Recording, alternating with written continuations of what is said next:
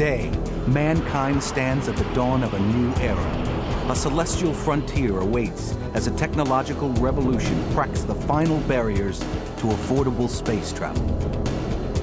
The potential reward has ignited a new race for space, a competition based on commercial opportunity rather than national pride.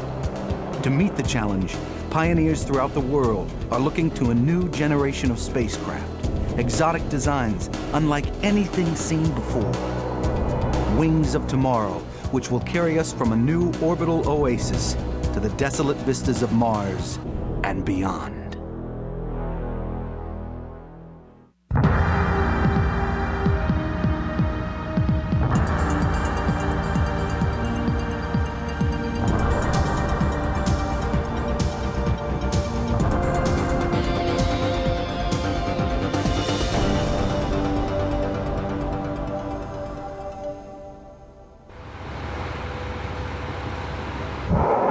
It's a familiar sight along the sun-soaked coastline of Cape Canaveral, Florida. The space shuttle, our link to the heavens, roars skyward. For years, the shuttle has stood proudly as the vanguard of NASA's space program. Yet in the dawn of a new century, its retirement is close at hand. Each time the shuttle takes to the heavens, 240 tons of metal falls helplessly into the ocean. The rockets which carry it aloft won't be needed once liberated from the perpetual tug of gravity.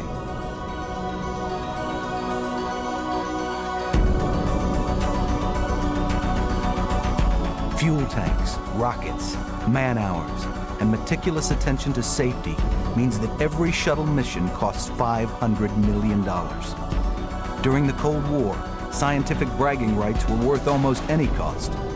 But today, space has a new, more practical role. The revolution in digital communication has brought the satellite from the hands of the few to an irreplaceable part of everyday life. By the year 2010, the number of satellites orbiting the Earth will increase tenfold, making access to space as much to do with the pocketbook as scientific achievement. The cost to get into space is just too high. Today, it's about $10,000 for every pound that you want to launch to space. And what we're going to have to do is dramatically reduce the cost down to $1,000 and even below if we're really going to be able to achieve all the benefits that space systems can offer us. The answer lies in a wedge-shaped machine that will take off under its own power, get to orbit, and return to fly again. It's called the Venture Star, tomorrow's link to space.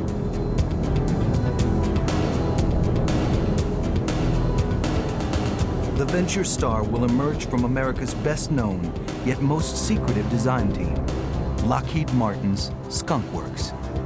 It will pick up where the space shuttle left off. The key to the entire program is summed up in 4 words: single stage to orbit. The Venture Star's 7 unique rocket engines will carry it from sea level through the atmosphere without the aid of booster rockets or fuel tanks. It will reach space on its own, return to Earth, and be ready to fly again within 7 days. If all goes as planned, it will reduce the cost of getting to space by a factor of 10. It will carry satellites to orbit and provide the lifeblood of man and material to the new International Space Station.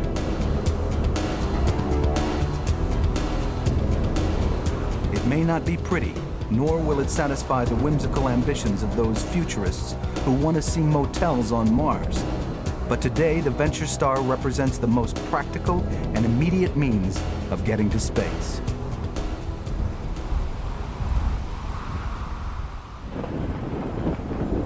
The Venture Star is the culmination of NASA's search for an RLV, or reusable launch vehicle. Along the way, this search led them down several different paths. Unique among these was the DCX-A. When NASA laid out the ground rules for a reusable launch vehicle, the 2 most important requirements were that it take off under its own power and return safely to Earth. The 43-foot-tall DCX could not only take off under its own power, but it would land the same way, on its tail. The unique approach captured the attention of the U.S. Air Force, which named the cone-shaped rocket Delta Clipper. Then in the summer of 1995, the Air Force turned it over to NASA. The unmanned craft was extensively modified, renamed Clipper Graham, and then moved to the desolate missile range at White Sands, New Mexico. The first NASA flight came on May 18, 1996. All test flights were controlled from a trailer 1 mile from the launch pad. The first flight was routine until the landing. As the rocket touched down, a fire flared up, scorching its side.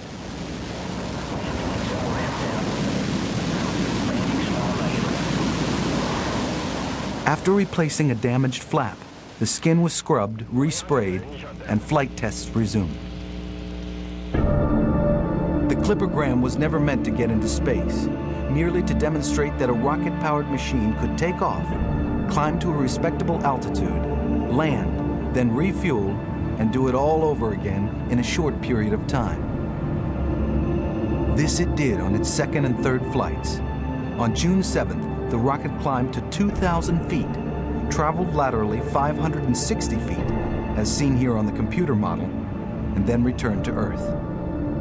Just 26 hours later, the Clipper Graham climbed to over 10,000 feet, moved across the range about the length of a football field, before landing safely on the pad. The significance of the flights wasn't that the rocket performed flawlessly, but that the 2 flights were completed in just over 1 day. Unfortunately, this would be the high point of the Clipper Graham program. Turning ground, flight crews ready. The 4th flight came on the last day of July, 1996. At 15 minutes after 1 o'clock, the Clipper Graham fired up its engines. The flight was intended to last 2 minutes. Launch and flight. All engines up and running. At 100 feet.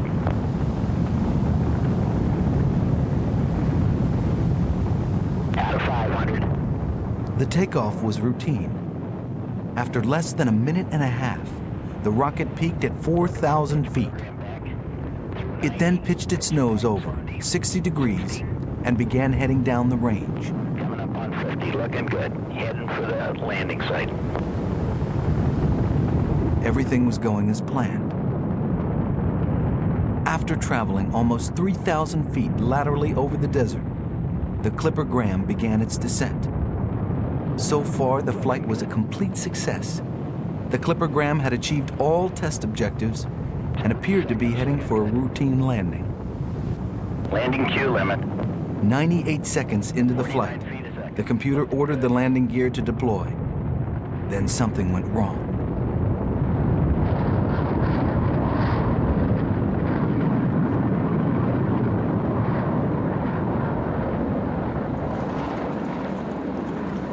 After landing, the rocket tipped over and burst into flames.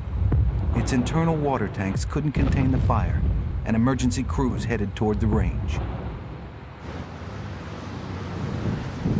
First of all, I want to say we had a good flight until the landing. The vehicle flew the flight profile as planned. The flight profile was going extremely well. Everything looked real good.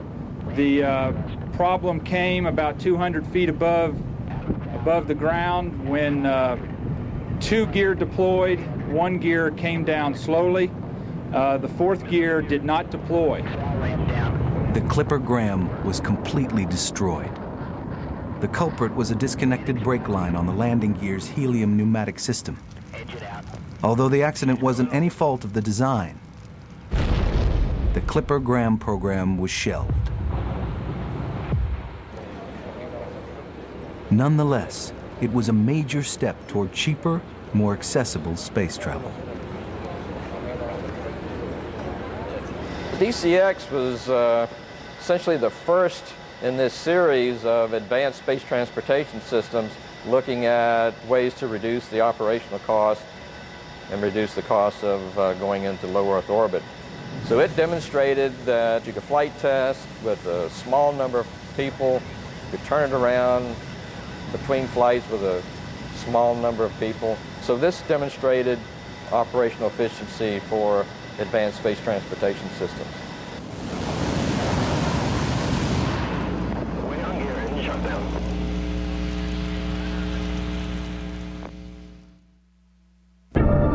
In his 1985 inaugural address, President Ronald Reagan spoke of a new Orient Express, which by the end of the decade would take off from Washington, accelerate up to 25 times the speed of sound, and reach Tokyo in under 2 hours. What Reagan was referring to was a highly classified project called Copper Canyon. It was then being funded by DARPA, the Defense Advanced Research Projects Agency.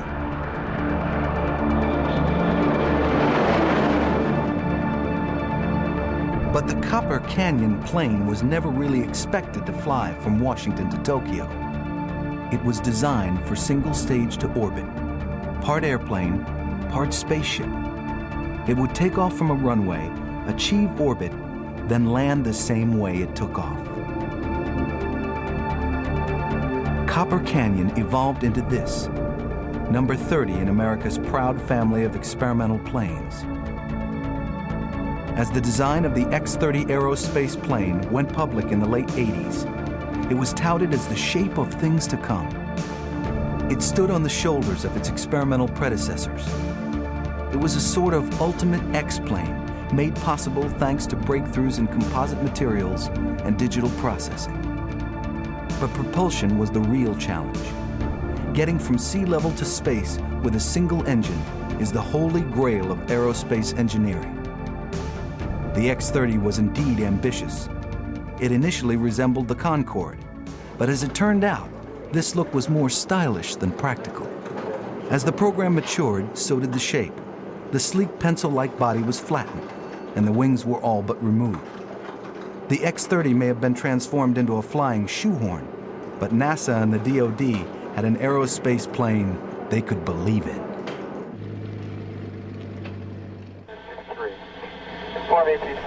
The purpose of the X-30 was to harness the power of a new kind of engine, the scramjet. Everything about the space plane has to do with the engine. Its very shape had a purpose. The squared nose and wedge-shaped body were designed to create smooth airflow for the difficult business of supersonic combustion. The entire X-30 aerospace plane would be built around the engine. The scramjet would burn on a mixture of hydrogen fuel and oxygen, which it scooped up from the atmosphere. Once in space, old-fashioned rocket power would take over. Not to be outdone by the Americans, a European consortium came up with a design of their own. But for a time, it was the X-30 which appeared to be the future of space travel. It was hailed as the next generation shuttle, perhaps even taking passengers to future space stations. It seemed that the X-30 was a space plane for the people, but the program's budget structure is more telling. With 80% of its funding coming from the Department of Defense, it was clear that the government had something else in mind. Exactly what is unclear. An aircraft capable of appearing over any part of the world in just an hour and a half could have made reconnaissance or ballistic missile defense a tempting option. Whatever the intention, the U.S. Air Force began to have its doubts, and in 1994, backed out of the program. On its own, NASA couldn't carry the burden, and the X-30 program faded, almost as quietly as it had appeared.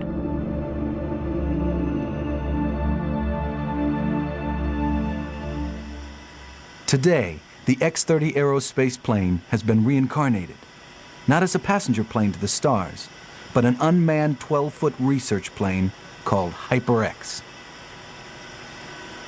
Dr. Scott Holland works at the NASA Langley Research Center in Virginia.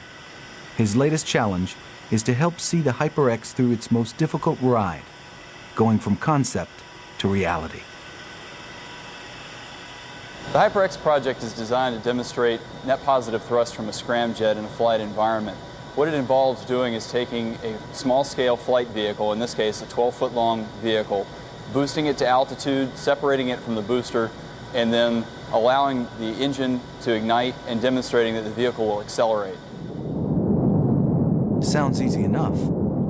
First, the 12-foot HyperX is mounted to the front of a Pegasus rocket, then dropped from the wing of an Air Force B-52. The rocket fires, taking the unmanned HyperX to 110,000 feet. Then the real test begins. If all goes well, the HyperX will break free from the Pegasus. Then the blistering force of the onrushing air will ignite the scramjet. The HyperX will accelerate, traveling over 7 miles in only 5 seconds before burning out. It seems straightforward. The catch is, a scramjet has never been tested in flight.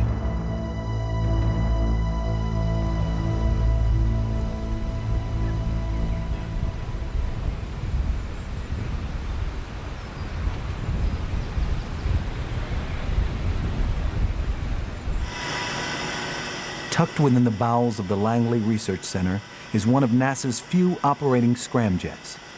The exact design is sensitive. It's concealed from our cameras within a small metal chamber inside a hypersonic wind tunnel. Before the air enters the scramjet, it's compressed in what's known as an arc heater. The arc heater is adorned with a labyrinth of orange hoses. Some contain water for cooling, others pipe in gaseous hydrogen used to fuel the supersonic airflow. The compressed air is then forced into the scramjet's wind tunnel chamber at speeds exceeding 5 times that of sound.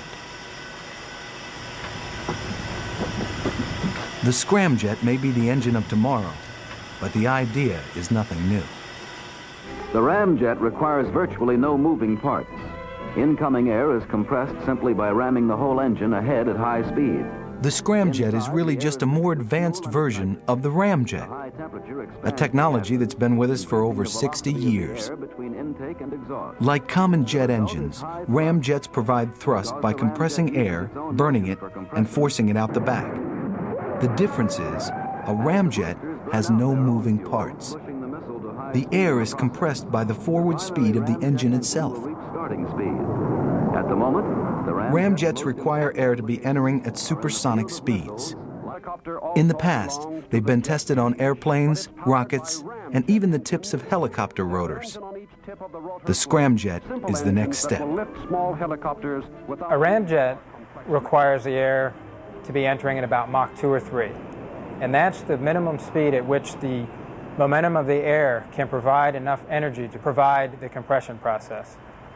Now, a scramjet takes over from a ramjet around Mach 5, and the term scramjet is a supersonic combustion ramjet, and the air is not slowed down to subsonic speeds, but instead the combustion process takes place at supersonic speeds.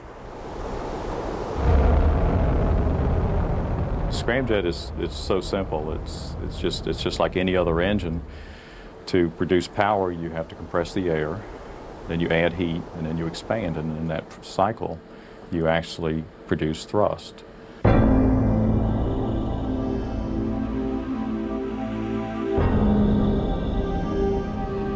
This is one of the many hypersonic wind tunnels at the NASA Langley Research Center. Hypersonic is the term for the blistering speeds of Mach 5 and beyond. At one side of the tunnel is an enormous tank where air is compressed to over 200 pounds per square inch. On the other side is a massive vacuum. When the valves connecting them are opened, the compressed air screams toward the vacuum through a 31-inch tube at 10 times the speed of sound. All right, I'm ready for 250, 450 when you are. Okay.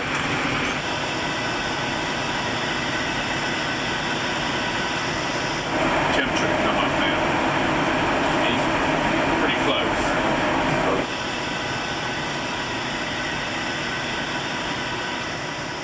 The HyperX will eventually fly at Mach 10.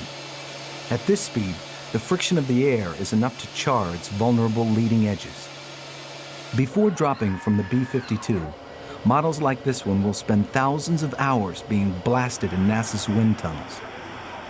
Airflow patterns, shock waves, and the searing effect of the air will be meticulously studied. This 3% replica is testing the interaction between the Hyper-X and its booster rocket, the Pegasus. It's one of the most difficult challenges of the program. The model I'm holding here is a 3% model of a Pegasus with the Hyper-X on the leading edge.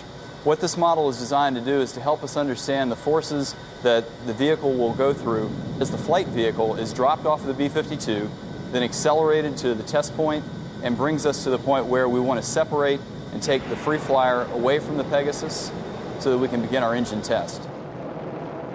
The Hyper-X will separate from the Pegasus rocket at speeds exceeding Mach 5. This split-second event is the most risky part of the test flight.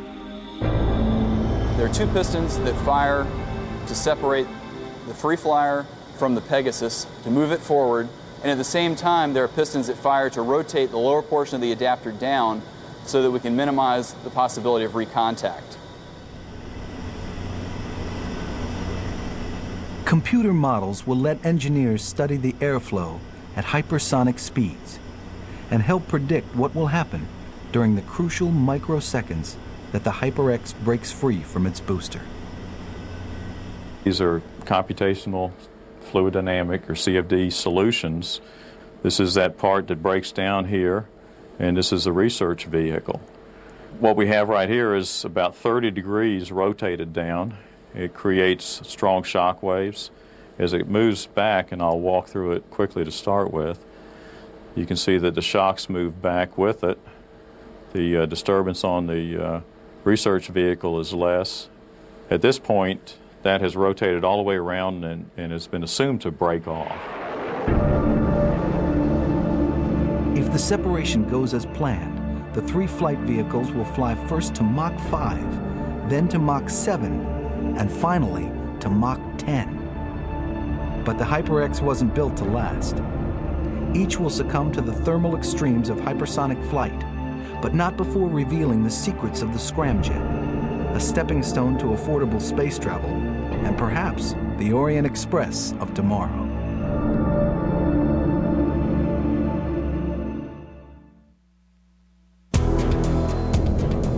This wedge-shaped machine represents the next step in space transportation. It's called the X-33, and by the turn of the century, it will emerge from the shadowy design offices of the Lockheed Martin Skunk Works.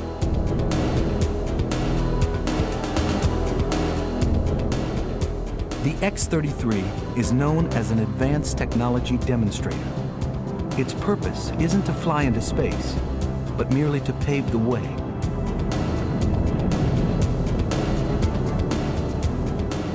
At 63 feet from tip to tail, it's an exact half-scale replica of the Venture Star, America's next-generation spacecraft.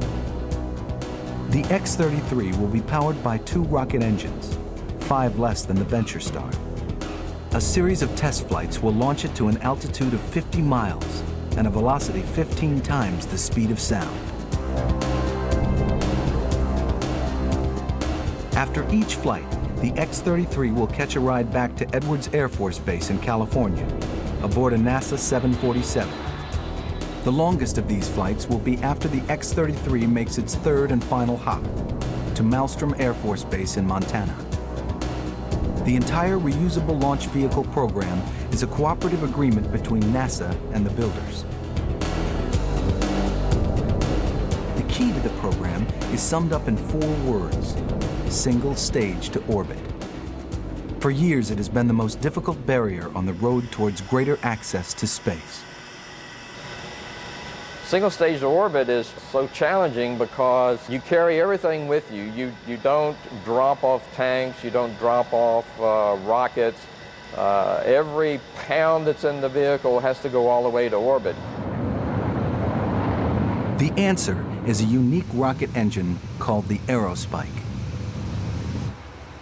Conventional rockets, like the boosters on the space shuttle, burn most efficiently only at specific air pressures. At low altitudes where air pressure is high, the rockets work best exiting in a narrow stream. But as the rocket moves higher, a wider exhaust plume is needed to compensate for the drop in air pressure. In the past, NASA overcame the problem by piling on all the rockets needed. After each rocket pushes through a given altitude, it burns out, falls to the Earth, and the next one takes over. The linear aerospike engine is shaped like an upside-down bell. The rockets are positioned in 2 rows along the top. As the rockets fire, pressure causes the exhaust to cling to the sides of the engine.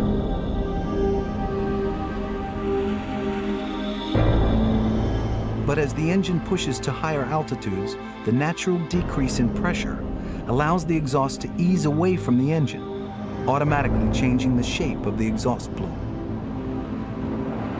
The idea isn't new. During the early 70s, it was suggested to power the space shuttle, but NASA rejected it as too risky. The X-33 will be the second machine to carry the aerospike engine.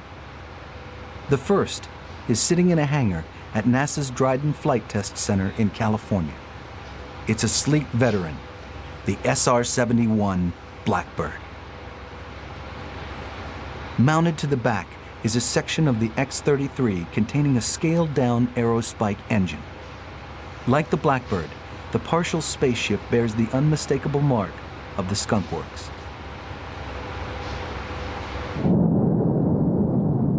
The SR-71 was chosen to test the aerospike because of its famed reputation for reaching extreme altitudes. The Blackbird gives the engineers about the closest thing they can get to leaving the atmosphere.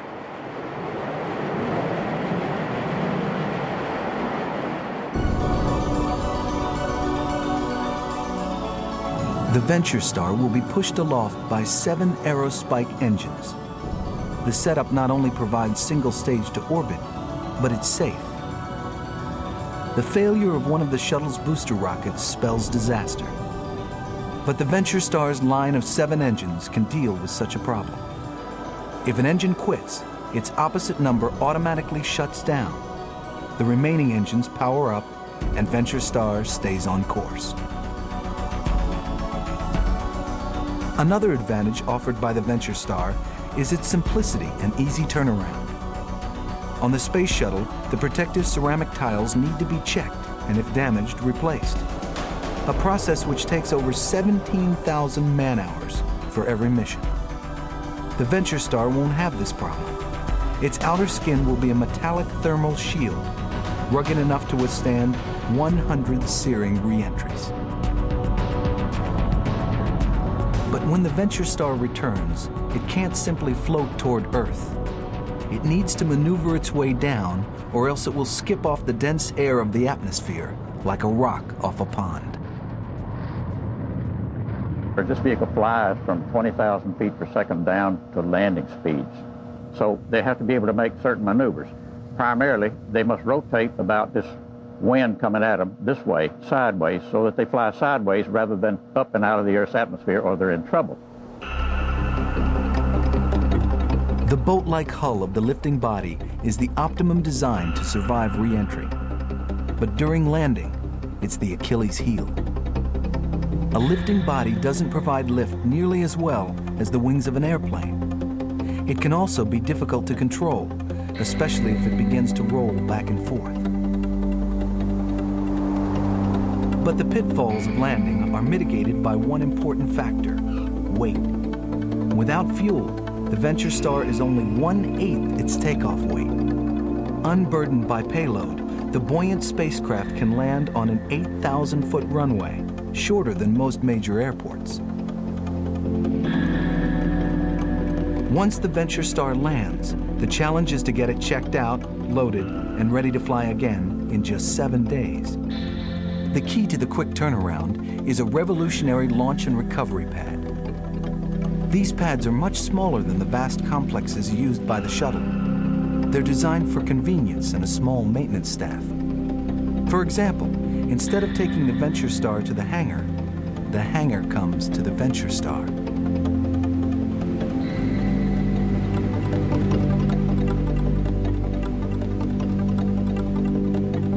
One of the Venture Star's strengths is cargo capacity. A lifting body has a vast amount of internal space. A fully loaded Venture Star will weigh as much as two 747 jumbo jets, even though its length and width are roughly equal to the much smaller 757. The cargo is checked and sealed within a large package about the size of the containers pulled by a standard 18-wheeler. The package is brought into the hangar and then lowered into the Venture Star's 15 by 45-foot cargo bay. For flights to low Earth orbit, the Venture Star carries up to 40,000 pounds.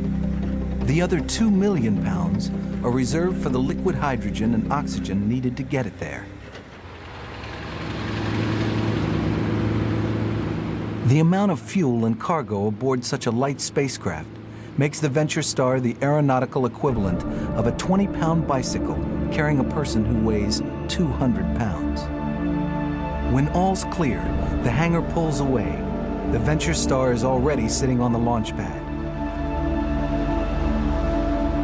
Without booster rockets or external fuel tanks, the unwieldy job of assembling a launch package is eliminated. The Venture Star is ready to fly.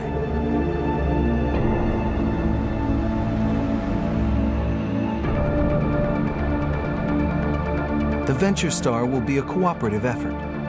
NASA takes on the high-risk technologies while industry is responsible for building it. The contractors don't make a profit. The Venture Star will be built at cost. But if it works, they'll make money launching it. The reason for this kind of thinking is simple.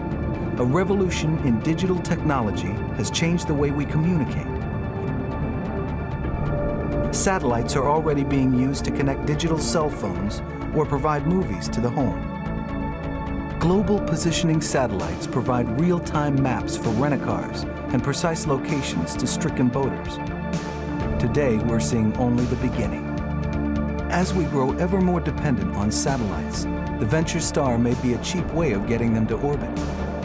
NASA and private industry hope to reduce the cost of putting satellites into space from $10,000 a pound down to only $1,000. When a company wants to launch a satellite, they'll rent space aboard the Venture Star. It's a lofty goal, but if it works, the Venture Star will do more than deliver satellites. In the decades to come, NASA's going to need to go to space more often. It will be an important shareholder in a permanent manned oasis, 248 miles above the Earth.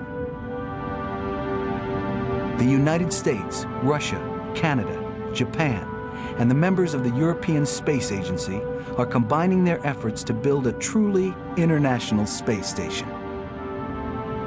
When all the final modules, panels, and trusses are attached in 2002, the space station will span the size of 1.5 football fields. Each of the laboratory and habitation modules are about the size of a school bus. Over an acre of solar panels will provide 112 kilowatts every 90 minutes, the length of time it takes to orbit the Earth. A cupola gives the astronauts a 360-degree view all around. When work needs to be done outside the space station, the cupola becomes the command center, letting astronauts watch and communicate with the spacewalkers. Aboard the space station, astronauts won't need as much sleep as usual. The body does less work when not fighting gravity. An average American plows through 160 gallons of water per day. Aboard the space station, astronauts will use only 8, almost every drop of which will be recycled.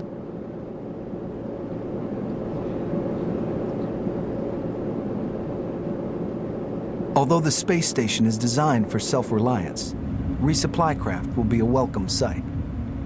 As the American Space Shuttle and Russian Soyuz rockets begin to show their age, round-trip visits to the space station will be handed over to the Venture Star. Crew members will ride in a passenger module which fits snugly in the cargo bay. When the Venture Star approaches the space station, the cargo bay doors will open and a pre-programmed flight control system will guide it into the docking module.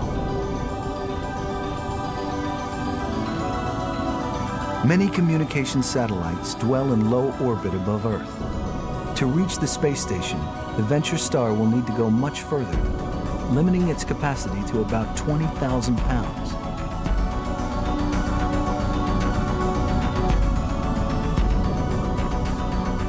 The space station will be the largest manned object ever to orbit the Earth, but it may not seem so big after 6 months. For tired astronauts, the Venture Star may be a welcome way home. As one group arrives, another will leave, but life on the space station will continue year-round. The new International Space Station will allow us to have a 24-hour, 7-day-a-week, 365-day-a-year manned space activities going on for all sorts of areas of research that really dramatically affect things here on Earth.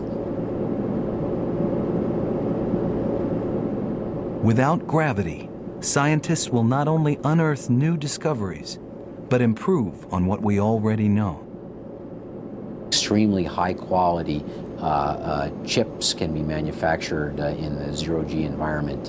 Likewise, medical research can be conducted, unique things that look at the way bones grow, for instance, and repair themselves. It can, again, be conducted on the space station in a way that can't be done on the ground. So that continuous manned presence in space on the space station will allow dramatic advancements in our technology really across the board in all sorts of areas.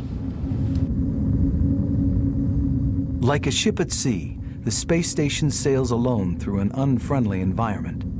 If something happens, it too will need a lifeboat.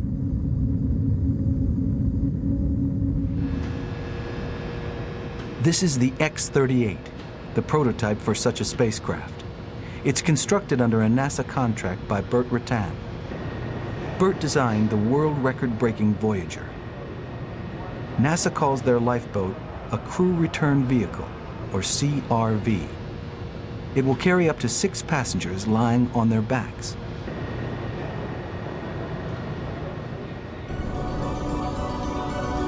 During any medical or mechanical emergency, astronauts can be on their way to safety within 3 minutes. As the CRV moves away from the space station, a small rocket, appropriately called the de-orbit engine, is fired, pushing the astronauts earthward. What happens next is well understood. The emergency CRV is closely based on Air Force lifting body aircraft flown during the mid-60s. The heat of re-entry is spread evenly along the CRV's rounded underbelly. For an astronaut who has been in space any length of time, landing is never easy. Bone and muscle are weakened by a prolonged lack of gravity. When they return, their body has trouble dealing with their own weight, much less a punishing impact with the ground.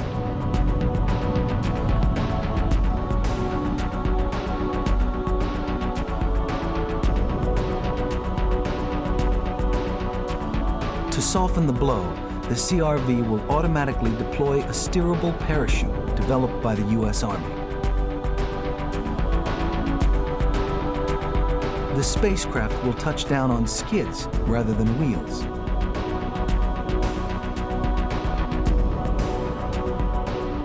For those aboard, the 2-hour ride home may not be comfortable, but it beats the alternative.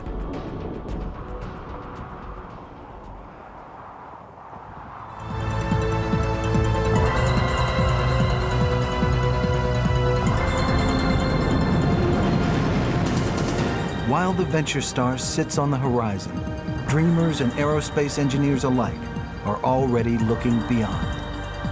New designs and untested propulsion systems will be needed to provide true breakthroughs in space travel.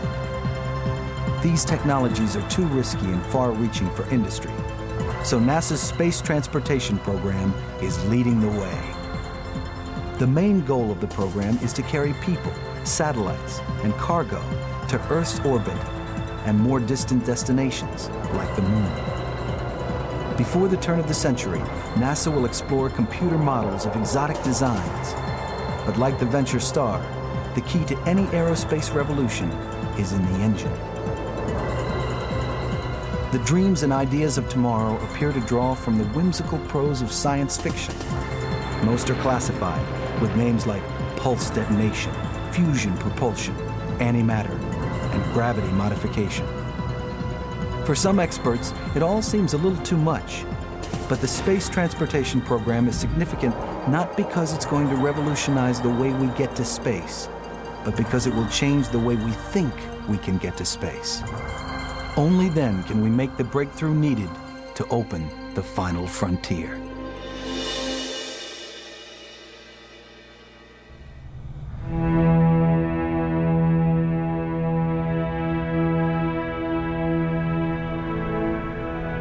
Almost 400 years ago, Galileo made the first telescope observations of Mars.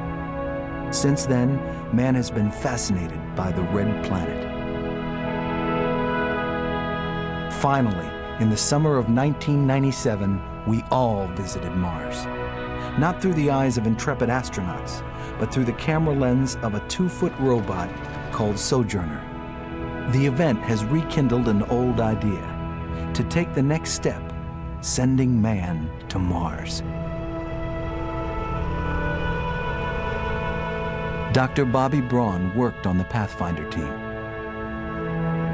If Pathfinder had failed, it would have been a catastrophic loss for all of us that had worked on the mission for 5 years, but there would have been no loss of human life.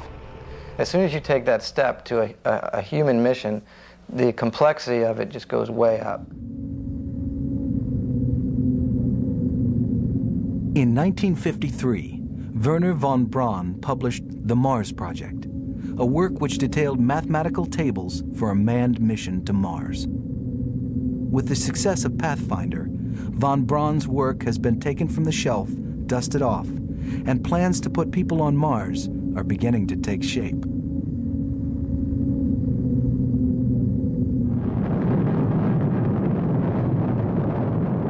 A manned flight to Mars won't happen all at once. It will be a step-by-step process which has already begun with the Pathfinder. A series of unmanned capsules will be blasted toward Mars as early as 5 years before the people. By the time the astronauts arrive, much of what they need will already be there.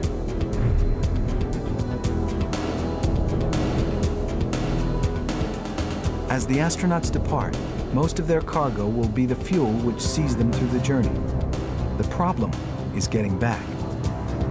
Carrying fuel for a round-trip journey is unwieldy and expensive. To make the trip possible, they'll need to make fuel on Mars. Using the Martian atmosphere and a few key ingredients brought from Earth, the astronauts won't need to bring fuel for the ride home. Even so, the amount of cargo needed to support a human visit to Mars will amount to the largest journey ever taken outside the Earth's atmosphere. It was about 200,000 kilograms of gross weight on that launch vehicle that took Pathfinder to Mars, and we only put 24 kilograms of payload on the surface. That would go up by a factor of 10 to 100 for a human mission. And of course, we're putting a lot more than just 24 kilograms on the surface because we're putting several people, plus the supplies, plus a rover that's more like a car, perhaps. The kind of engine which will take man to Mars is still under debate. Nuclear propulsion is the most efficient, but firing an atomic reactor through the atmosphere on a pillar of volatile rocket fuel doesn't go over well on Earth. In the years to come, debate will continue over whether the engine should be a conventional rocket, nuclear, or something else. Whatever the decision, it's going to be a long trip. It could take anywhere from 6 to 18 months, depending on the number of people, trajectory, and even the year that it leaves. Some engineering studies even suggest that because of the immense risk, the crew should be kept to a minimum of 4. During the journey, the real threat comes from prolonged exposure to galactic radiation. The next problem is the descent to Mars. In 1997, the Pathfinder entered the Martian atmosphere without a hitch. But as Dr. Bobby Braun can explain, putting a robot down is one thing. Safely delivering people is entirely different. Pathfinder pulled about 16 Gs during the entry there at Mars. If you think about people traveling through space for a year, year and a half on the way to Mars in a zero-G environment, they're not going to do too well pulling 16 Gs. So we need to shallow out the entry, essentially, to spread out that G-pulse, maybe get it down to 3 or 5 Gs. That requires a different shaped vehicle, one that has a little bit more lift and flies a bit more like an airplane than like Pathfinder, which essentially just fell like a rock through the atmosphere.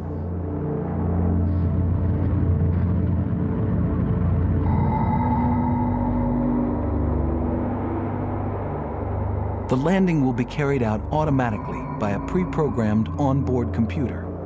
Some planners have even suggested not bringing a pilot, saving the seat for a geologist or chemical engineer. Whatever the makeup of the crew, it's vital that they land in exactly the right spot. To send people to Mars, we're going to send a few cargo ships first. What would be nice is if the first cargo ship could land, say, somewhere in this room. The next cargo ship could land in, just a few feet away. And when the people came, they were just several more feet away, so everything could just be plugged together, and you'd have your little base camp. What you don't want to do is have one cargo ship, 100 miles to the east, and the other cargo ship 100 miles to the west with the people in the middle. On the Pathfinder, precision landing wasn't an issue. The cocoon-like package was dropped off in roughly the right place before bouncing to a final resting spot. Pathfinder's landing ellipse was about 200 kilometers by 100 kilometers. That's roughly the distance from Los Angeles to San Diego. And you can see that if we set down 3 ships that all had to work together between LA and San Diego, that when the people got there, there'd be a lot to do. The people will have a lot to do anyway. After making their triumphant first step, the first order of business is to begin making the 3 things necessary to survive: air to breathe, water to drink, and fuel to get them home. The Martian atmosphere is almost entirely carbon dioxide. Oxygen is produced by breaking down the ambient atmosphere with a CO2 reduction unit. To make fuel and water, the only ingredient the astronauts need to bring is liquid hydrogen. The rest is simple chemistry. A processing unit combines the hydrogen with the atmospheric CO2, producing methane and water. The amount of fuel produced is more than 18 times the amount brought from Earth. 12 tons of it will power the rovers used to explore Mars. The rest is needed to get home.